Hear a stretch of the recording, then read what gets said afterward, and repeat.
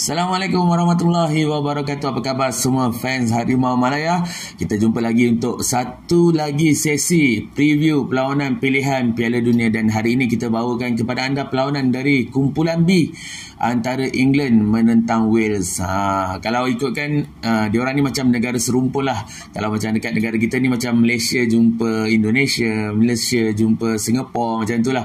Alright, so kita tengok persembahan mereka setakat ini. Kalau kita tengok, England bermula dengan sangat garang, menewaskan Iran 6-2 pada perlawanan pertama, tapi kecemerlangan tu macam tak boleh diteruskan, macam tak dapat pula dia orang teruskan bila dia orang struggle ketika game menentang USA, di mana hanya mampu seri 0-0.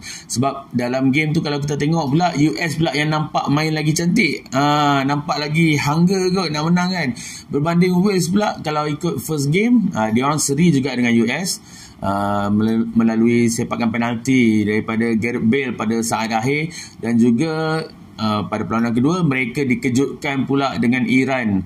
Selepas penjaga gol mereka kena kad merah, Iran dapat 2 gol dan mereka kalah 2-0. So dekat situ ada nampak sedikit struggle bagi Wales apabila mereka susah nak jaringkan gol. Gol yang dapat pun setakat ni dari sepakan penalti. Head to head antara kedua-dua pasukan ni, actually kalau dari segi international friendlies-nya dekat luar, diorang dah pernah berjumpa sebanyak 103 kali. Hoi, banyak betul kan. Cumanya untuk World Cup ini adalah kali pertama lah, sebab Wales pun kali pertama layak ke World Cup. Tapi kalau ikut rekod friendlies, last mereka jumpa adalah pada Oktober 2020 dan England menang 3-0. Perlawanan berlangsung di Wembley. Satu stat yang memang agak luar biasa juga sebenarnya, Wales tak pernah kalahkan pasukan England dalam 38 tahun. Okey, apa team news bagi kedua-dua pasukan? Untuk camp England, Harry Kane bagi tahu selepas game lawan USA tu dia ada rasa macam sakit sikit, rasa discomfort dekat bahagian ankle sebab ada time tu dia dikasari. So coach maklum dengan itu, tapi yang terbaru kita dapat tahu sakit tu dah pulih dan dia ready untuk turun. Midfielder Leicester City James Maddison kembali menjalani training. Kyle Walker pun kembali menjalani training. Cuma yang tak boleh diturunkan adalah pemain pertahanan Arsenal Ben White. Dia macam ada masalah kesihatan sikit, mungkin demam ke apa. Dia masih tak available untuk diturunkan. Bagi pasukan Wales pula, tak ada berita kecederaan. Cuma keeper je lah Hennessy yang digantung sebab red card masa lawan Iran hari tu. Okey, dari sidang media pasukan semalam, antara intipati yang menariknya bila coach pasukan Wales lah, Rob Page, bila ditanya tentang tanggapan orang ramai yang pasukannya adalah pasukan yang bila dalam keadaan mendesak ni dia boleh perform. So adakah perkara tu boleh berlaku esok? Dia tak berani nak janji apa-apa. Dia kalau benda tu boleh berlaku, dia happy sangat. Cuma yang boleh dia kontrol adalah mereka training hard, mereka buat persiapan betul-betul untuk kalahkan England. Dan juga ada satu soalan daripada wartawan juga, ada tanyakan adakah masalah kekurangan minit permainan Gareth Bale dengan Aaron Ramsey ni yang menjadi punca bahawa permainan diorang boleh katakan tak seberapa, tak seperti yang diharapkan. Bagi mereka, bagi fans sendiri pun ada yang mendesak supaya kalau mereka tak boleh perform, baik tak payah turunkan. So apa kata coach? Coach kata dia lebih menilai pemain-pemain dia bukan setakat pada nama, pada reputasi, tapi dia fikirkan siapa yang boleh bagi impact kepada pasukan. Impact untuk kemenangan lah maksudnya. Tak kira lah dia main line up ke, kalau impact dia rasa lebih baik untuk sebagai pemain gantian, dia akan turunkan pemain itu sebagai gantian. So untuk Bale dengan Aaron buat masa ni dalam sesi latihan mereka buat dengan baik. Rasanya tak ada sebab untuk dia tidak turunkan mereka berdua. Itu menurut dia lah. Dan kemudian ada Gareth Bale juga turut serta dalam sidang media.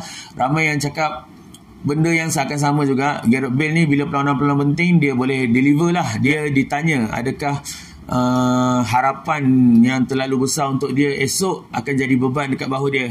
Bale menafikan dia rasa beban tu sebab dia kata apa pun yang terjadi, main game secara satu pasukan, so semua yang nak dilakukan harus dilakukan secara berpasukan. Jawapan PR lah, biasalah kan. Bagi pihak England pula, sidang media untuk Gareth Southgate, dia ada tanya tentang perlawanan esok. So secara ringkas dia kata perlawanan esok adalah perlawanan di mana lawan mereka adalah pasukan yang betul-betul perlukan kemenangan. So dekat situ dia faham dia berhadapan dengan situasi genting untuk menghadapi cabaran lah, sebab bila dah tim tu all out macam-macam boleh jadi. Cuma bagi pihak England yang diharapkan dia ada tim yang fully fit dan dia akan tengok saat akhir nanti dia belum decide sepenuhnya siapa yang bakal diturunkan. Sebab seboleh-bolehnya of course England pula kalau macam kita juga serumpun ni, seboleh-bolehnya tak nak kalah dengan negara jiran kan. Macam tu juga dia faham desakan fans supaya tidak kalah perlawanan ni. So dia akan cuba gunakan kebijaksanaan dia untuk gabungkanlah, bagi peluang kepada player yang belum main, dan masa yang sama juga nak dapatkan result. So apa yang kita boleh harapkan dari perlawanan hari ni, of course Wales akan gunakan semua yang ada. Dia akan cuba buat apa sahaja untuk pastikan kemenangan milik mereka. So kalau ikut daripada senarai pemain tu, of course Gareth Bale tetap akan jadi senjata utama mereka lah. Diharapkan magic Gareth Bale ni akan menjadi untuk malam ni, sebab Gareth Bale selain daripada larian pantas dia, of course kita tahu set piece dia diperlukan juga. So maybe Wales akan tumpukan perhatian kepada set piece juga, sebab mungkin kalau nak lawan gameplay England memang lebih padu lah. Mungkin dia sedar akan hakikat tu. So mungkin dia akan fokus kepada set piece, sepakan percuma ke, corner ke, untuk menghasilkan gol. Dan kita jangkakan Wales akan turun lebih berhati-hati. Dia akan cuba absorb semua serangan-serangan pasukan England yang memang attacking, dan cuba ambil peluang daripada counter attack. Macam Wales kelebihan dia untuk counter attack, dia ada Daniel James yang lari laju, Bale pun lari laju. So dekat situ mereka akan cuba masuk. Dia nampak ada kelekaan lah di kalangan pertahanan England. Untuk bahagian midfield, Ethan Ampadu dan Aaron Ramsey akan terus diberi kepercayaan.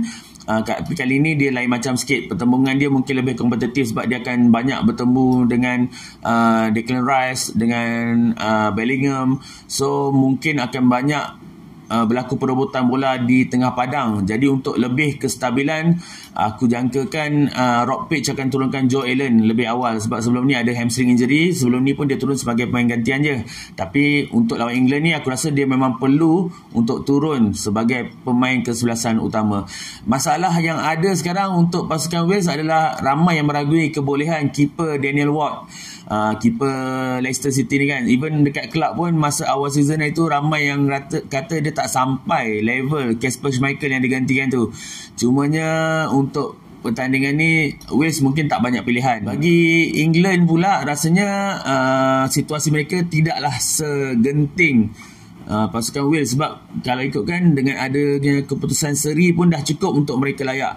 So maybe mereka tak perlu nak panik lah dalam permainan. Just buatkan game tu berjalan lancar dan tak kalah, itu sudah cukup. Cumanya maybe Southgate akan beri peluang kepada pemain-pemain yang sebelum ni hanya bertindak sebagai pemain gantian untuk turun sebagai pemain utama. Aku jangkakan macam Foden, Grealish, Henderson, dia akan turun lah untuk ganti player-player utama yang sebelum ni. Bagi rehat pun ada, nak bagi refresh permainan pun ada. Dan kalau maybe dia takut untuk turunkan Kane untuk digunakan pada peringkat seterusnya, rasanya tak mustahil Rashford pun akan turun sebagai kesebelasan utama. Southgate akan gunakan intelijen dia, aku rasa, untuk kawal tempo permainan supaya nak elak terlalu gairah menyerang sampai bagi ruang kepada Wales untuk buat counter attack. Ada kemungkinan juga Southgate akan main back 3 dan wing back 2 kiri kanan untuk lebih bertahan, untuk mengekalkan kedudukan, jaga tempo perlawanan. Aku percaya maybe dengan kawalan yang ketat terhadap Gareth Bale, Daniel James, serangan Wales pun mungkin agak mudah untuk dipatahkan. Jadi secara kesimpulannya, prediction aku untuk perlawanan ni, aku rasa akan memihak kepada England, sebab atas kertas pun pemain dia dahsyat kan. So keputusan prediction scoreline aku adalah kemenangan untuk England dengan jaringan 2-1. Komen prediction anda pula, dan apa komen kalau anda nak betulkan fakta aku pun aku alu-alukan juga.